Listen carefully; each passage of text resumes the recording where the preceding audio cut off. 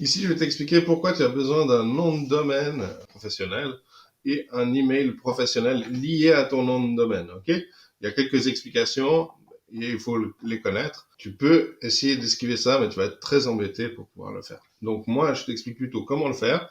Je vais pas t'expliquer comment installer ton nom de domaine dans cette vidéo. Attention, je vais t'expliquer plutôt comment tu peux avoir un service qui te permette de le faire et en fait comment résoudre ce problème. Pourquoi je te donne pas l'explication? Parce qu'en fait il y a trop de noms de domaine différents et du coup là je vais t'expliquer brièvement à quoi ça sert et comment le faire, mais pas en entier. Du coup, tous les hébergeurs étant différents, tous les tableaux de bord sont différents et du coup l'explication varie un petit peu selon les hébergeurs. Tu vas pouvoir demander à ton hébergeur de t'aider, probable qu'il ne le fasse pas. Moi personnellement je passe par un service payant. En fait, les personnes qui sont affiliées à moi me disent comment je mets un nom de domaine sur System.io. Je leur dis, tu payes cette personne, tu lui donnes tes accès, elle va te faire le travail et ensuite tu peux changer ton mot de passe et comme ça tu es tranquille. Ok? Donc ça c'est une possibilité. Ça te fait gagner pas mal de temps. J'ai vu des gens des fois me dire, j'ai essayé pendant 2 semaines, alors pas 2 semaines complètes bien sûr, hein, le moment où ils avaient du temps pour le faire et je suis pas arrivé. Il y a une autre possibilité, c'est que tu passes par le support. Tu peux demander au support qui, pour l'instant, alors je mets entre guillemets parce que je ne sais pas combien de temps ça va rester et comment. C'est comme toutes ces vidéos, hein, il y a des fois des choses qui vont s'actualiser, mais pour l'instant, il offre un service pour mettre ton nom de domaine, si tu lui le demandes. Donc, il y a une publication sur le groupe Facebook, tu cherches nom de domaine, il y a une publication officielle de l'un des admins de System.io qui te permettra de suivre la marche à suivre pour aller contacter le support System.io et lui demander de mettre ton nom de domaine. Ça, c'est une possibilité. Est-ce qu'ils font l'email pro? Pour l'instant, j'ai pas eu de retour là-dessus. D'accord? Parce que ce sont deux choses différentes à installer. Moi, personnellement, lorsque j'ai à le faire, je préfère passer par la personne que je paye, qui fait ce travail-là et qui s'occupe, quel que soit l'hébergeur, de le faire. Donc, je peux acheter le nom de domaine chez lui ou ailleurs et il s'occupe de gérer tout ça. Bref, toute cette parenthèse mise en place, il faut savoir que quand tu vas sur ton tunnel, donc si là tu l'as téléchargé ou si tu n'as pas encore créé de tunnel, on en créera ensemble, donc tu le verras, mais il faut savoir ça. Ici, on a ce qu'on appelle un sous-domaine, d'accord? Alors, en fait, le nom de domaine en lui-même, c'est system.io. Ce serait https://system.io. Ici, il y a un petit point et un nom qui correspond à notre sous-domaine, d'accord?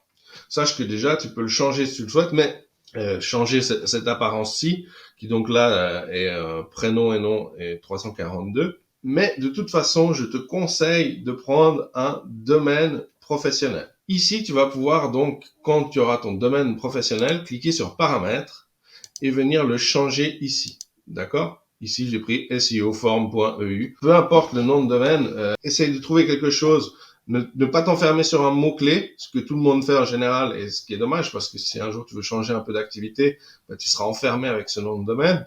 Essaye de n'en avoir qu'un seul, et de le gérer déjà correctement, parce qu'avec un nom de domaine, tu peux créer des sous-domaines, comme l'ont fait System.io, justement, tu vois. Ça peut être, ton nom de domaine pourrait s'appeler monsite.com, ou alors site.com, et là, ton sous-domaine serait mon.site.com.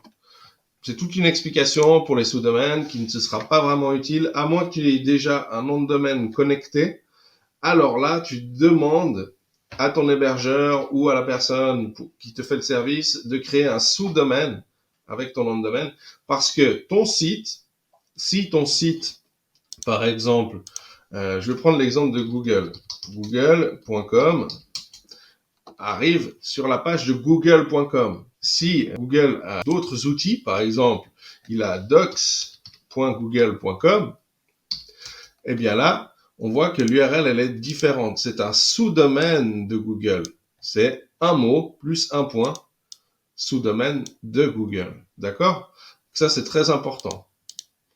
Alors, dans ton cas, si tu as déjà un site qui pointe à quelque part, tu ne vas pas le déconnecter. Il ne peut pas pointer à deux endroits. Par exemple, le doc de google.com ne pouvait pas arriver sur simplement google.com. D'accord? Il y a pas, c'est des portes d'entrée. D'accord? Tu peux pas entrer dans deux pièces différentes avec une même porte d'entrée.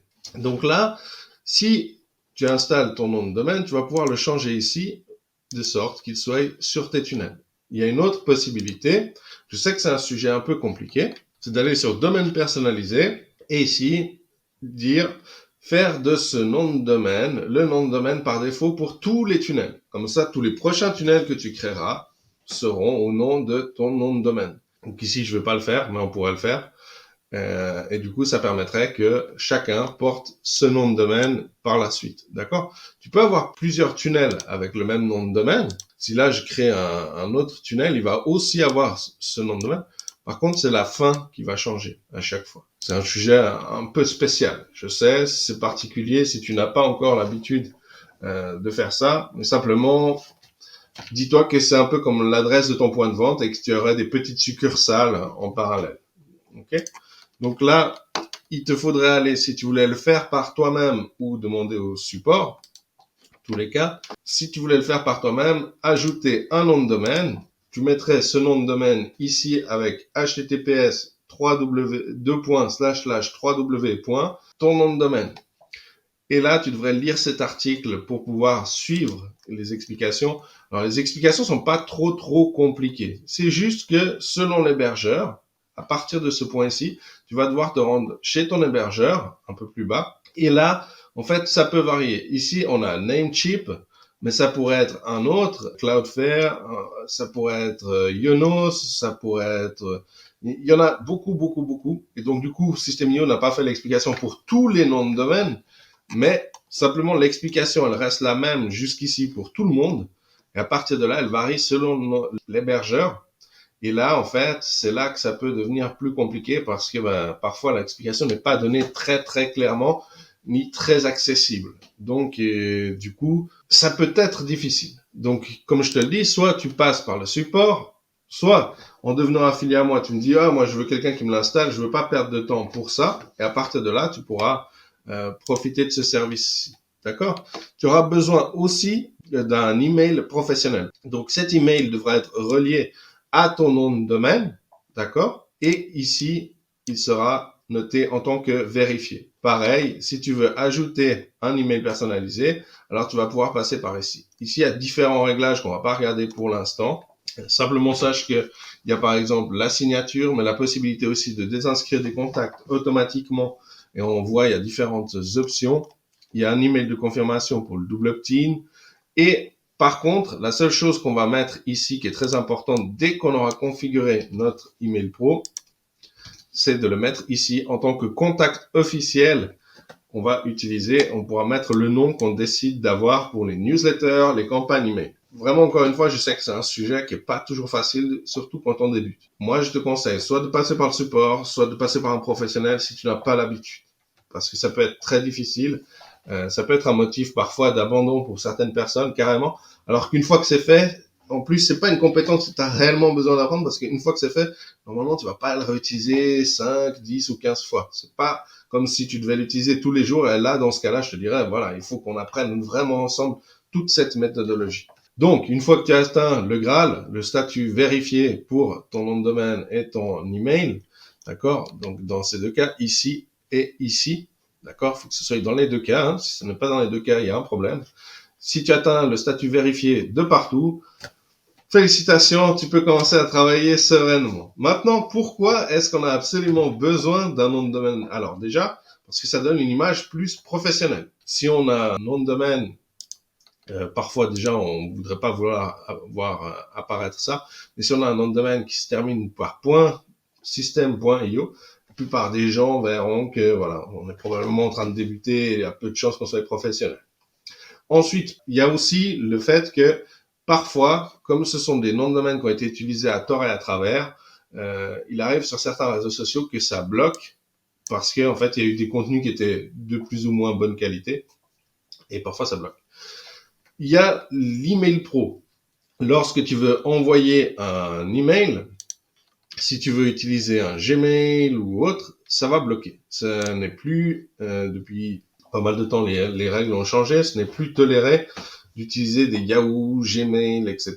Et puis en plus, de toute façon, les gens verraient que de toute façon, c'est pas très professionnel. Si tu leur écris des emails avec ton Yahoo A385 @yahoo.fr ou laposte.net ou je ne sais pas quoi. Donc, il y a aussi ce côté professionnel. Mais il y a cette obligation pour qu'en fait, si tu commences à envoyer des spams ou des escroqueries ou autres, ce qui ne sera pas le cas, évidemment, pour la plupart des gens, mais si ça venait à être le cas, qu'ils puissent remonter à toi parce qu'en fait, ces informations donnent accès à ces informations-ci, l'information de ton nom de domaine, et ton nom de domaine, lui, ben, tu as dû l'enregistrer avec un nom, prénom, une adresse, etc. Et du coup, ça permet de remonter petit à petit les informations dans ta direction. Voilà, et de trouver un coupable le moment venu s'il y avait des escroqueries ou autre. Voilà en gros un peu l'explication. Je sais c'est un large sujet, on aura d'autres sujets en rapport à ça, comme par exemple email, newsletter et campagne. Qu'est-ce que c'est la différence entre newsletter et campagne, etc. Il y a beaucoup de choses. Simplement, vraiment, plus vite tu auras fait cette étape-ci, plus vite tu peux commencer. Ça ne t'empêche pas de commencer, on va le voir dans la prochaine vidéo, quand on crée une page capture, ça ne t'empêche pas de commencer préalablement à te faire plaisir, à créer ta page de capture et bien d'autres choses. Mais si c'est fait avant, c'est bien mieux. Franchement, je te le conseille.